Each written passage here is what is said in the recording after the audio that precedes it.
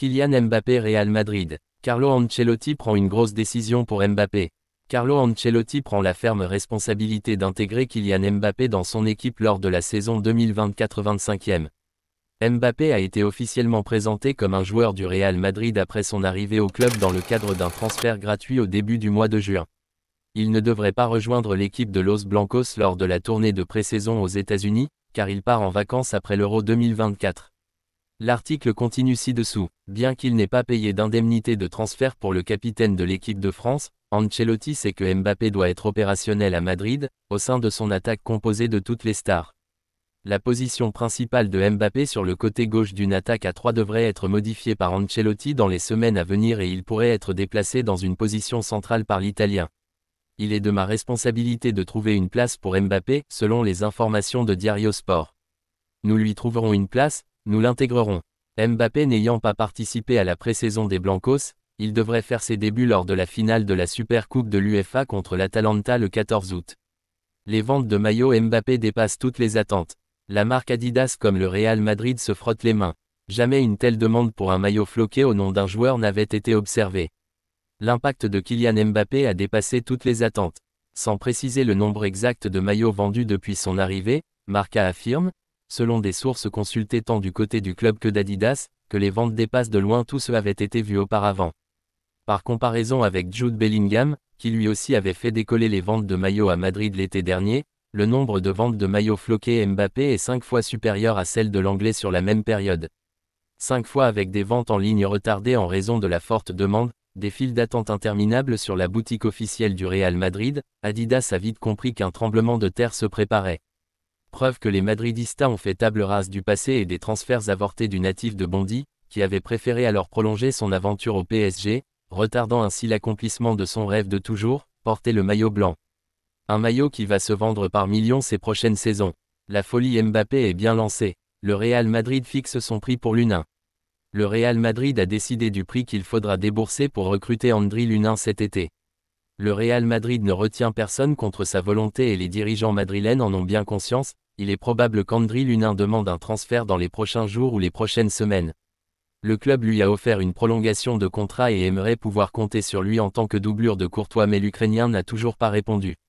Jusqu'ici, il n'a pas donné d'indication, dans un sens comme dans l'autre, ce qui signifie qu'il est en train d'étudier le marché par l'intermédiaire de Jorge Mendes, son agent. Un représentant en froid avec la Maison Blanche depuis un moment et plus encore après le dossier Leny Yoro, joueur qu'il représente également ces dernières heures, les bruits s'intensifient autour de l'avenir du gardien de 25 ans et tous vont dans le même sens, Lunin sonde le marché et va probablement demander son départ selon Fabrizio Romano même si aucune décision n'a encore réellement été prise. Ce soir, c'est Marca qui évoque l'avenir de l'Ukrainien et apporte des précisions. La première des choses, c'est que le Real Madrid ne va pas offrir Lunin assure le quotidien madrilène et les clubs intéressés savent déjà par l'intermédiaire de Jorge Mendes que le Real Madrid attend environ 30 millions d'euros pour le libérer. Une quantité d'argent qui pourrait être réduite dans les négociations. Le plan B du Real. Dans le même temps, la maison s'est déjà préparée à l'éventualité d'un départ de son jeune gardien et un retour de Kepa est dans les tuyaux. L'Espagnol a refusé de grosses offres d'Arabie Saoudite en espérant recevoir prochainement un appel du Real Madrid pour effectuer son retour et être la doublure de Thibaut Courtois.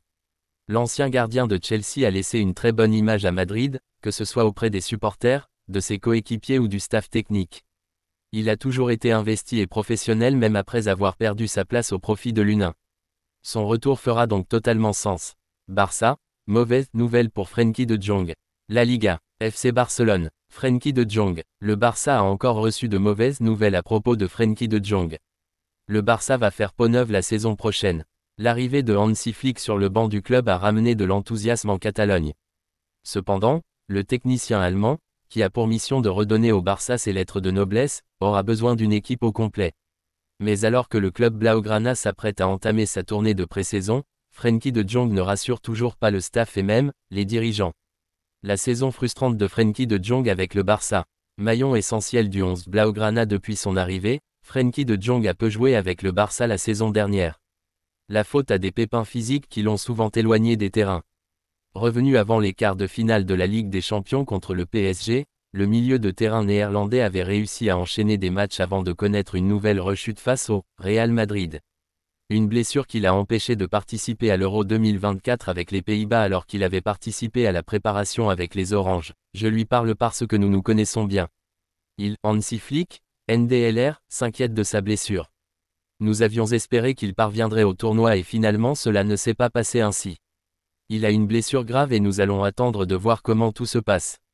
Je lui souhaite bonne chance mais pas encore. Il est là pour jouer. Durant la saison, il a joué des matchs importants alors qu'il n'avait pas de rythme et n'était pas en forme, a déclaré le sélectionneur des Pays-Bas, Ronald Koeman, dans des propos rapportés par Marca. De Jong n'est toujours pas apte à jouer. Frenkie de Jong avait entamé une course contre la montre afin d'être prêt pour l'Euro. Malheureusement, il a été contraint de quitter le regroupement après une nouvelle rechute avec les Pays-Bas. Pour autant, Hansi Flick compte le Batave pour la saison prochaine et espère l'avoir en forme très bientôt. Mais les nouvelles qui émanent de la sélection néerlandaise à propos de Frenkie de Jong sont loin d'être bonnes pour le technicien allemand et le Barça, l'actualité ces dernières semaines, avec le grand intérêt du PSG pour le Géorgien. Mais face à l'intransigeance de Naples, la tension semble redescendre d'un cran. Mais en coulisses, tout son avenir est toujours au cœur des discussions. Mercato, le PSG prêt à casser sa tirelire pour Kvaratskhelia. Il est la grande priorité mercato du PSG, qui voit en lui le profil parfait pour son nouveau projet et tourner la page Kylian Mbappé. Khvicha Kvaratskhelia veut quitter Naples et en informer ses dirigeants. Le Paris Saint-Germain n'a pas hésité à l'action pour l'international géorgien de 23 ans. Face à un Aurelio De Laurentiis qui s'oppose à un quelconque départ de son ailier, il fallait déployer les grands moyens. Le PSG a décidé d'envoyer une offre de 110 millions d'euros pour la signature de Kvaratskhelia mais pas assez pour faire changer d'avis aux dirigeants napolitains. De Laurentiis préfère faire signer un nouveau contrat à l'attaquant et multiplie les rencontres. Tout porte à croire maintenant que tout rentre dans l'ordre pour un dénouement de l'avenir de Kvaratskhelia. FC Barcelone Mercato, l'arrivée de Nico Williams officialisée le 28 juillet.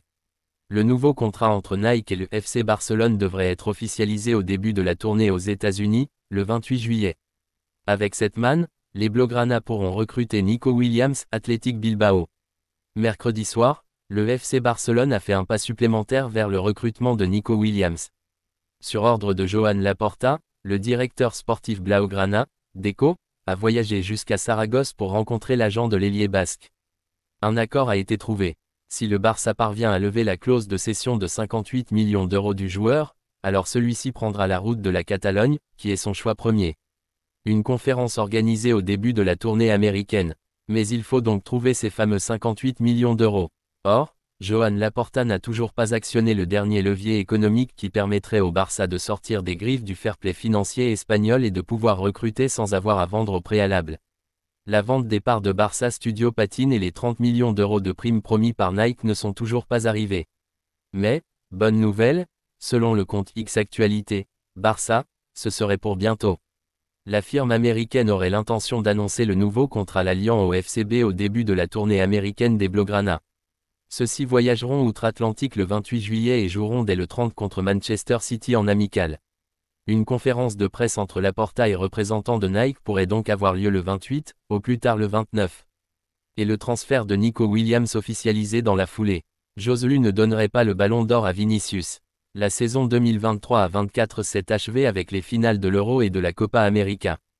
Tout n'est pas encore très clair dans la course au ballon d'or.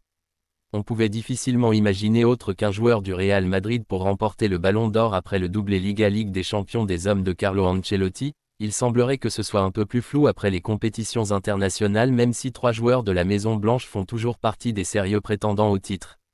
En effet, Vinicius Junior est passé à côté de sa Copa América avec le Brésil et n'a donc pas forcément mis fin à tous les débats possibles après sa deuxième partie de saison sensationnelle avec le Real Madrid. Jude Bellingham est lui allé jusqu'en finale de l'Euro en sauvant sa nation d'une élimination des quarts de finale et en délivrant une passe décisive en finale. Hélas pour l'Anglais, c'est bien l'Espagne qui a remporté l'Euro, provoquant l'émergence de 2 nouveaux dans les débats. Le premier, c'est Dani Carvajal qui a tout gagné cette année en étant un grand protagoniste des succès de la Rora et du Real Madrid puis Rodri, le joueur de Manchester City. Le milieu des Citizens a été élu meilleur joueur de l'Euro et est en quelque sorte le candidat de ceux qui n'ont pas envie de voir un joueur du Real Madrid triompher à nouveau. Selon Score 90 et ses probabilités, l'Espagnol est le second favori après Vinicius Junior, et loin devant Bellingham ainsi que Carvajal. L'avis de Joselu. Hier, Bodilla Del Monte, une petite ville à l'ouest du centre de Madrid, a rendu un hommage à Dani Carvajal mais aussi à Joselu. Les deux hommes ne sont pas natifs de la ville car le premier est né à Leganés et le second en Allemagne mais tous les deux résident là-bas. Ils ont alors reçu un bel hommage des voisins malgré l'étouffante chaleur dans la capitale espagnole ces jours-ci. À cette occasion, Carvajal a confié qu'il était heureux mais avait besoin de partir en vacances tandis que Joselu a lui fait la promotion de son ex-coéquipier mais aussi beau-frère dans la course au Ballon d'Or. Je l'ai toujours dit, c'est lui qui mérite le plus le Ballon d'Or. Il a gagné tout ce qu'il y avait à gagner, il a marqué des buts, a été important, a été MVP de la finale à Wembley. Ce serait plus que mérité, a confié l'ancien madrilène. Le Bayern Munich fonce sur Florian Wirtz. Florian Wirtz célèbre face à l'Espagne à l'Euro. Le géant bavarois compte bien s'offrir la star du Bayer Leverkusen. Mais ça serait a priori plutôt pour 2025. Florian a un contrat à Leverkusen et il attend avec impatience l'année prochaine au Bayer, où il pourra jouer pour la première fois la Ligue des Champions avec Leverkusen. Tels sont les faits. Maintenant, l'attention se porte sur les championnats d'Europe. Après cela, il y a beaucoup à faire avec le club la saison prochaine, donc il n'y a pas lieu de spéculer. Il n'y a vraiment rien à dire de plus. Tels étaient les propos du père de Florian Wirtz pendant l'Euro. Il faut dire que le jeune prodige allemand sort d'une superbe saison avec Leverkusen, étant le maître à jouer de la formation allemande. Avec 11 buts et 11 passes décisives en 32 rencontres de Bundesliga, il a confirmé tout le bien qui se disait de lui outre-Rhin. De quoi susciter l'intérêt de plusieurs grands clubs, puisqu'il avait notamment été question du Real Madrid. Un nouveau gros coup du Bayern.